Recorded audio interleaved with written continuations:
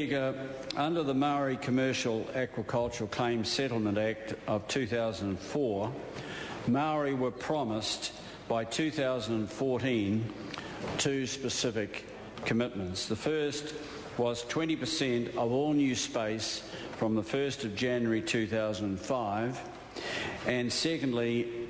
the equivalent to 20% of pre-commencement space, that is aquacultural space, that was approved between 1992 and 2005. As Minister of Fisheries from 2005 to 2008, I commenced a review of how the Crown could settle its pre-commencement space obligations to Maori as required under the Settlement Act. The Ministry of Fisheries prepared a consultation document which was released to iwi beneficiaries, and the review addressed the process or progress of the settlement to date, and more importantly provided a plan of how the Crown intended to implement and fulfil its pre-commencement space obligations under the settlement. It was clear to just about everyone who could see that the Crown was not going to be able to deliver space by 2014. And Maori were not separate from the group that saw that very clearly, and they were of a mind, many of them, to try to settle so that they could move on with development areas, both in aquaculture and elsewhere, that would enable them to fulfil their obligations to the members of their own iwi and hapu. The agreement encompassed in this Maori Commercial Aquacultural Bill today signals the government's commitment, both the previous Labor Progressive government, which commenced this process, and the current government, which has continued it and deserves congratulations for that, to ensure aquaculture in New Zealand and the current completion of treaty settlements can keep making progress, both in general terms and in particular cases. As the then Minister of Fisheries, I sent an invitation to iwi requesting a proposal for an early settlement of the Crown's pre-commencement space obligations. That invitation was issued after listening to iwi who wanted me to consider a regional settlement.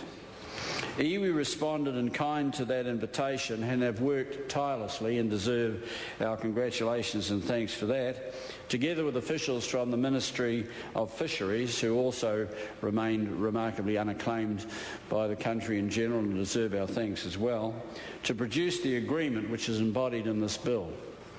The agreement and subsequently this bill mirrors both the desires of iwi for the settlement and the direction of the Crown's plan to settle Maori aquaculture issues.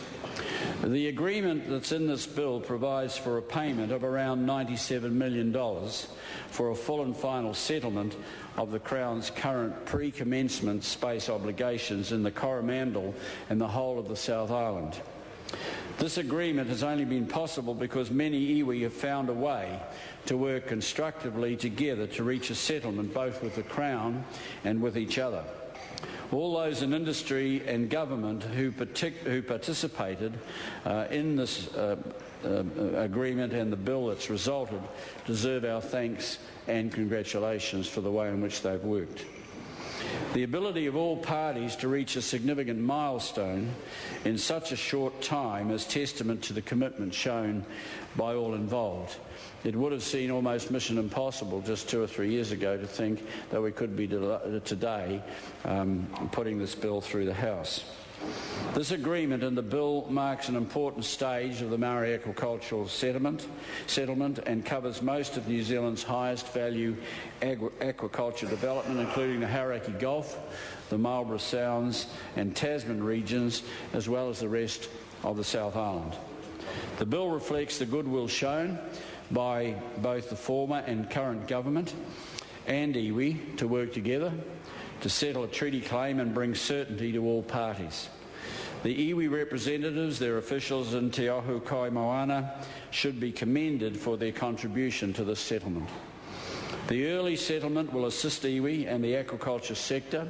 in their future endeavours to grow the aquaculture industry, which in my view and in the view of many others is an important element of New Zealand's future growth and progress. Aquaculture is, of course, a growth industry that has great potential for employment and investment opportunities for Maori, and I'm sure I'm joined by all my colleagues in this Parliament to wish them well in their endeavours. I call the Honourable